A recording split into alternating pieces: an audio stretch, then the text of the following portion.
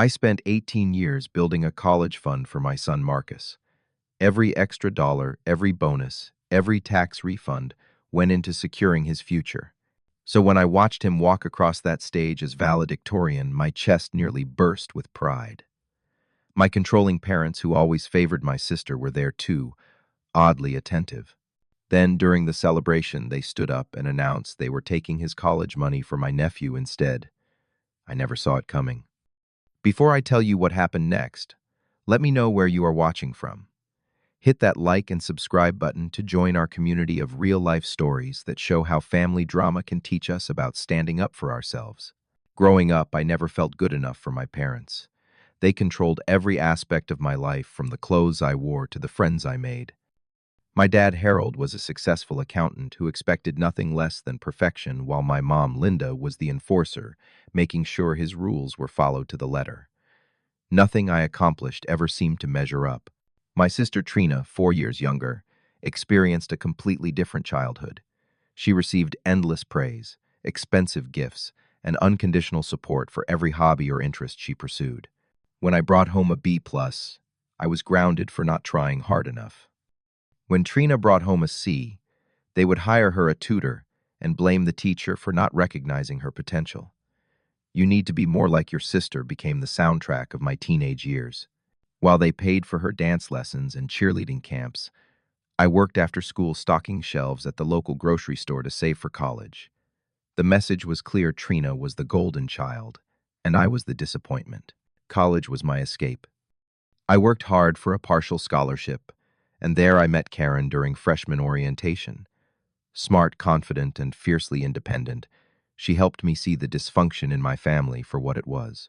She was the first person who encouraged me to set boundaries with my parents, to stand up for myself when they criticized my choices. "You deserve to be treated with respect," she would tell me when I doubted myself after another tense phone call with my parents. With her support, I started limiting contact and focusing on building my own life. We married after graduation and both found entry-level jobs in marketing firms across town from each other. When Marcus was born 2 years later, I made a vow to myself that I would never make him feel the way my parents made me feel.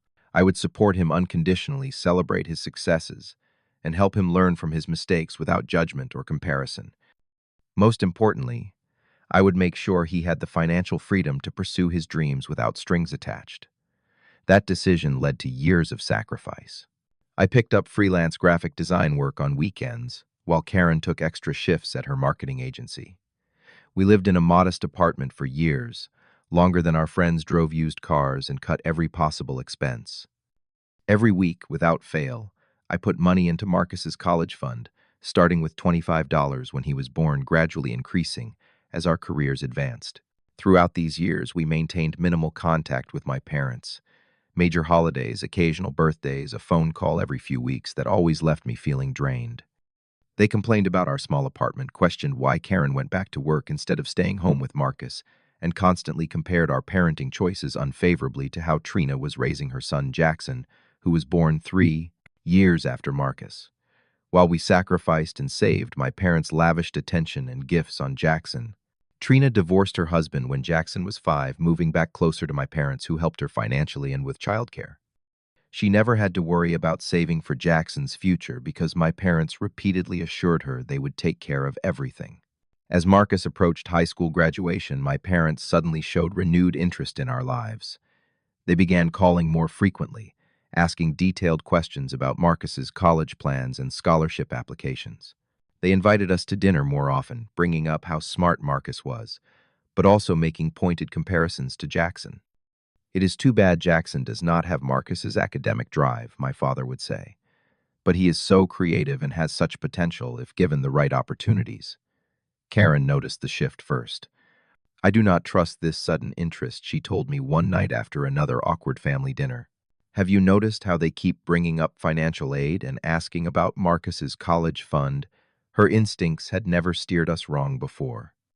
The next day, we transferred Marcus's college fund from the account my parents knew about to a new, secure account under different terms, ensuring only Marcus could access it for educational expenses. It seemed overly cautious at the time, but Karen insisted it was better to be safe than sorry. The weeks leading up to graduation were a whirlwind of preparation. Marcus, always humble despite his achievements, downplayed his valedictorian status, focusing instead on helping his friends prepare for the ceremony. We planned a celebration party at a local restaurant, inviting family, friends, and teachers who had supported him throughout high school. Looking back, I should have recognized the warning signs. The secretive phone calls between my parents and Trina, their excessive interest in the party details, the way they insisted on contributing financially to the celebration when they had never offered to help with anything before. But I was too caught up in my pride for my son to see what was coming. The day of graduation dawned bright and clear, a perfect late May morning. The ceremony was scheduled for 10 a.m. at the football field, with our celebration party to follow at 2 p.m. at the Harborview restaurant, overlooking the lake. Marcus looked so grown up in his cap and gown, nervously reviewing his speech one last time before we left the house. "You are going to be amazing," I told him, straightening his tassel. "Just speak from the heart like we practiced." The gymnasium was packed with proud families. My parents arrived early, dressed formally as if attending a society event rather than a high school graduation. They nodded curtly at Karen, but made a show of embracing Marcus loud enough for nearby parents to hear their proclamations about their brilliant grandson. Trina arrived with Jackson, who at 15 looked bored and uncomfortable in an ill-fitting suit. My sister immediately gravitated toward my parents. The three of them huddled in conversation that stopped abruptly when we approached. Marcus delivered his valedictorian speech flawlessly. He spoke about persistence, about the future that awaited all of them, and thanked the teachers, friends, and family who supported him. When he specifically thanked Karen and me for teaching him that success comes from hard work, not entitlement, I saw my father's jaw tighten. After the ceremony, we gathered at the Harborview. I had spent weeks planning the perfect celebration, with Marcus's favorite foods, photographs from his childhood decorating the walls, and a slideshow of memories playing in the background. 60 people filled the private room we had reserved, the atmosphere joyful and relaxed. My parents circulated through the room like politicians, introducing themselves to Marcus's teachers and friends' parents, praising him in ways they had never done before. "We always knew he was special," my mother told his calculus teacher, though she had never once attended a parent-teacher conference or school event before today. As lunch was served, my father stood up, tapping his glass for attention. I expected a brief congratulatory toast, perhaps even a rare compliment for my parenting. Instead, what followed destroyed any illusion that my parents had changed. "Our family has always valued education," he began, smiling broadly. "And today we want to make a special announcement about Marcus's future." Karen squeezed my hand under the table, a worried look crossing her face. "Linda and I have been thinking about the best way to support both our grandchildren," my father continued. "And we have decided that the college fund that has been building for Marcus would be put to better use, supporting Jackson's education instead." The room fell silent. I felt as though all the air had been sucked away, leaving me unable to breathe or speak. "Marcus has so many scholarship opportunities," my mother added smoothly, "and Jackson needs the financial support more. We believe in balancing family resources where they are most needed." I stared at them in disbelief. The college fund they were referring to was the one Karen and I had built with our own money, year after painful year. They had contributed nothing to it, had no access to it, and absolutely no right to redirect it. Across the table, Trina wore a smug smile that confirmed this was no spontaneous decision. This had been planned, perhaps for years. Even Jackson looked confused, glancing between his mother and grandparents with furrowed brows. "We have already spoken to our financial advisor," my father continued confidently. "The paperwork to transfer the funds will be ready next week." My throat tightened as I saw Marcus's face fall, confusion and hurt washing over his features. This was his day, his achievement being tainted by their manipulation. 18 years of saving, of sacrificing, threatened in an instant. But before I could find my voice, Karen stood up. "That is funny," she said, her voice calm, but carrying clearly across the silent room. "Because we moved that money last month." My father blinked, his triumphant smile faltering. "What did you say, the college fund?" Karen continued pleasantly, as though discussing the weather. "We transferred it to a secure account weeks ago. Marcus is the sole beneficiary, and the money can only be used for his education. So I am afraid your financial advisor will be disappointed." The silence that followed was deafening. My father's face flushed deep red, while my mother's mouth opened and closed without sound, like a fish out of water. Then the explosion began. "You had no right," my father shouted, slamming his hand on the table hard enough to make the glasses jump. "That money is family money. Actually, I finally found my voice standing beside Karen. It is our money. Money Karen and I saved from our own earnings for our son. You never contributed a dime to it. We already told Trina that Jackson would have that money." My mother's voice rose to a shriek. "We promised him the best college education." And there it was, the truth laid bare. They had promised my sister something that was never theirs to give. They had been planning to steal from my son to benefit their favorite grandchild. Guests began shifting uncomfortably in their seats. Some pretended to be deeply interested in their desserts, while others watched the drama unfold with unconcealed fascination. My high school English teacher, Mrs. Winters, who had remained close to our family, slowly shook her head in disapproval at my parents' behavior. "You have betrayed this family," my father continued, his voice rising. "After everything we have done for you, that broke something inside me, a dam holding back years of resentment. Everything you have done for me. Like what exactly? Favoring Trina my entire life. Criticizing every choice I ever made. Never once supporting my dreams or believing in me." The restaurant had fallen into stunned silence as my father pointed an accusing finger at me. "We gave you life. We put a roof over your head. And this is how you repay us." Trina jumped in, her voice shrill. "This is so typical of you, Jamal. Always playing the victim. Jackson deserves that money more than Marcus. Your son already has everything going for him." I looked at my nephew, his face flushed with embarrassment. "Did you know about this plan, Jackson?" I asked him directly. He shook his head, unable to meet my eyes. "No, I did not know anything about it. I never asked for Marcus's money." My mother stepped forward, grabbing my arm. "You will regret this. We were trying to be fair to both boys. Marcus has scholarships waiting for him. Jackson needs this opportunity." "Fair?" Karen laughed incredulously. "You call stealing from one grandchild to give to another fair?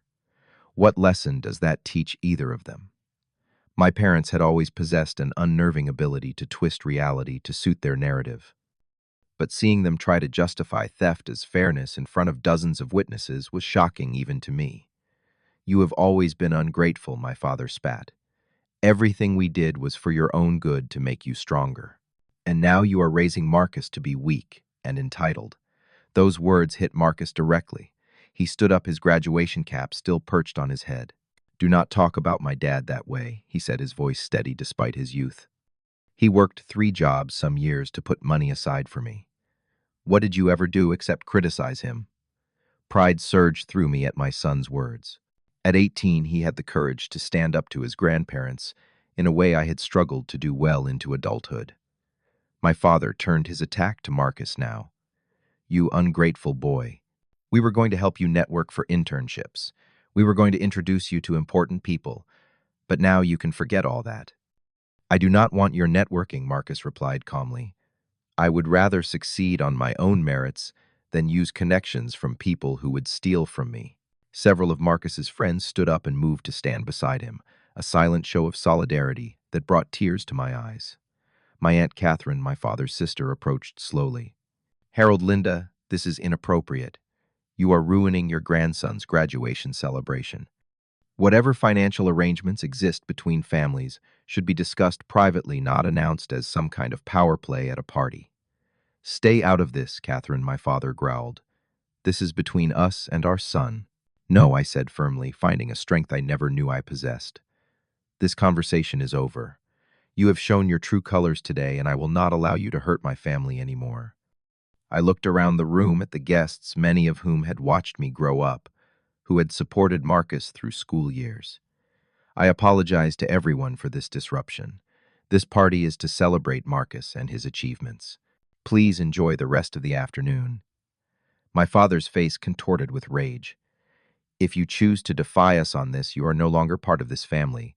We will cut you off completely." For the first time in my life, those words held no power over me. "You cannot cut me off from something I never really had," I replied. "A real family supports each other. A real family celebrates success rather than punishing it. A real family does not steal from children." The silence that followed was broken by slow, deliberate clapping. It started with Mrs. Winters and spread across the room. not mocking applause, but supportive, affirming my long overdue stand against manipulation and control. This is not over, my mother hissed as she gathered her purse. Jackson deserves better than this. You are right, I agreed. Jackson deserves better than being used as a pawn in your games. He deserves better than being taught that stealing is acceptable if you feel entitled enough. Trina grabbed Jackson's arm. We are leaving. Come on, Jackson.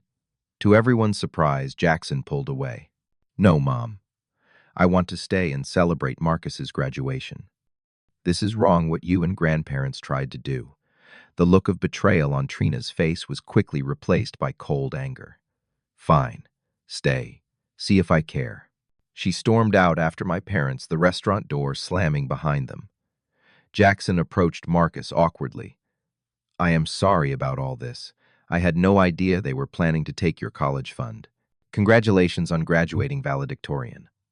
Marcus, always the bigger person, pulled his cousin into a quick hug. Not your fault, man. Thanks for staying. As the party cautiously resumed with guests talking in hushed voices about what they had witnessed, Karen and I found a quiet corner to collect ourselves. Thank you, I told her, my voice breaking. For moving the money, for standing up to them. I froze. No, she corrected me gently. You found your voice when it mattered most. You broke the cycle today, Jamal. You showed Marcus what it means to value yourself. Later that evening, after the guests had gone and we were home with Marcus, he asked the question I had been dreading. Were they always like that to you, Dad? I nodded slowly. Pretty much, but I never wanted you to see that side of them. I wanted to protect you from it. Is that why we never spent much time with them growing up? Yes, Karen answered. Your dad made a conscious choice to limit their influence in your life. He wanted to raise you without the constant criticism and manipulation he experienced. Marcus was quiet for a moment. Thank you, he finally said. For protecting my future, for standing up for me today, for everything. That night, as Karen slept beside me, I lay awake processing the day's events. For the first time in my life, I felt truly free from my parents' influence. The chains of seeking their approval had finally broken, and though the process was painful, the result was liberation. The weeks following the graduation party were challenging but transformative. My parents launched a campaign to pressure me into changing my mind, enlisting extended family members to call and tell me I was being selfish and unreasonable. Some relatives I had barely spoken to in years suddenly had strong opinions about how I should manage my son's education fund. Your parents only want what is best for the whole family. My cousin David insisted during an unexpected phone call. You need to consider Jackson's future too. I care about Jackson, I replied patiently. But stealing from Marcus to support him is not the solution. My parents and Trina need to make their own financial plans for his education. Karen and I agreed to block my parents' numbers after they began calling at all hours, alternating between guilt trips and threats of legal action that any attorney would laugh at. We documented everything in case their behavior escalated further, but focused our energy on preparing Marcus for college. 2 weeks after the blow-up, Jackson showed up at our door alone. His eyes were red from crying, and he looked younger than his 15 years. Can I talk to you guys? He asked hesitantly. Mom and grandparents do not know I am here. We welcomed him in, and over hot chocolate he poured out his heart. They will not stop talking about the money, about how Marcus stole Jackson's future. They are making me feel terrible about something I never even asked for. This is not about you, Jackson, Karen assured him, her counseling background evident in her gentle approach. This is about control. Your grandparents are used to controlling everyone with money and emotional manipulation. I do not want to be part of it, Jackson said firmly. I told them I can get scholarships and loans like normal people. I do not need to take from my cousin. I felt a surge of respect for my nephew, who, despite being raised in a toxic environment, had developed a strong moral compass. You are always welcome here, Jackson. No matter what happens between the adults in this family. After Jackson left, I called my sister, breaking our no-contact rule, to inform her that her son had visited and was safely on his way home. She answered with cold fury, "Stay away from my son. You have turned him against us, just like you turned Marcus against us." Trina, I said calmly. Jackson is a smart kid who can recognize right from wrong. All I did was listen to him. Maybe you should try that sometime. Throughout this turmoil, Marcus remained focused on his future. He spent hours researching his upcoming college courses, connecting with future classmates online, and working at a local bookstore to earn spending money for the fall. His resilience made me prouder than any academic achievement ever could. By mid-July, my parents tried a new approach. A formal letter arrived, typed and notarized, expressing their deep regret for the misunderstanding and offering to move forward as a united family. The letter acknowledged no wrongdoing, offered no real apology, and included a thinly veiled suggestion that we could still arrange for some portion of Marcus's excess funds to benefit Jackson. Karen and I discussed it thoroughly and decided to respond with our own letter outlining clear boundaries. We would consider limited contact only if they respected our parenting decisions, acknowledged their inappropriate behavior, and stopped trying to access Marcus's college fund. We made it clear that any relationship moving forward would be on our terms, not theirs. They never responded directly, but my Aunt Catherine called to inform us that they were deeply hurt by our unreasonable demands and had decided to give us space to reconsider our position. Translation: they refused to admit any wrongdoing and expected us to eventually cave under the pressure of estrangement. We did not cave. Instead, we focused on creating new traditions and strengthening our relationships with friends and supportive family members. Thanksgiving, always a tense holiday spent navigating my parents' critical comments, became a joyful potluck with neighbors and friends. Christmas, freed from obligatory visits to my parents' formal photo-perfect celebrations, became a relaxed week of movie marathons, board games, and genuine connection. In August, we drove Marcus to college, helping him set up his dorm room and saying our tearful goodbyes. As we watched him confidently introducing himself to his roommate, I felt the full circle moment. This is what all our sacrifices had been for this moment of launching our son into the world prepared and supported. "We did it," Karen whispered, squeezing my hand. "No," I corrected her. "You did it. Without you, I might still be trapped in their manipulation, still seeking approval I was never going to get." Back home with Marcus successfully settled at college, I finally took Karen's long-standing advice and started therapy. Unpacking decades of emotional abuse and conditional love was painful but necessary work. Each session helped me understand how my parents' treatment had shaped my insecurities, my work ethic, and my parenting choices, both good and bad. "You broke the cycle," my therapist, Dr. Rodriguez, reminded me during a particularly difficult session. "That is one of the hardest things for someone from a toxic family to accomplish." My professional life flourished as I channeled energy previously wasted on family drama into creative projects. The promotion I had been working toward for years finally came through, bringing not just financial benefits, but the creative control I had always wanted. Jackson continued to visit occasionally, always keeping these connections secret from his mother and grandparents. We never spoke negatively about his family, but offered a safe space where he could be himself without criticism or manipulation. His grades improved not because of pressure, but because he found genuine interest in his studies once the constant comparisons to Marcus stopped. Marcus thrived at college, making the dean's list his first semester and joining several campus organizations. During his calls home, he often expressed gratitude for the freedom to focus on his studies without financial stress. "My roommate works 20 hours a week and is still taking out massive loans," he told us. "I never really understood what you guys did for me until I got here." One year after the graduation blow-up, we received a graduation announcement for a distant cousin. The ceremony would be held in my hometown, and we knew my parents would attend. After careful consideration, we decided to go not to reconcile on their terms, but to show that we would not be driven away from family events by their behavior. The encounter was brief and civil. My parents had aged visibly in the year since I had seen them. My father's confident posture had diminished, and my mother's social smile seemed strained. They nodded politely from across the room, but made no attempt to approach us. Trina was conspicuously absent.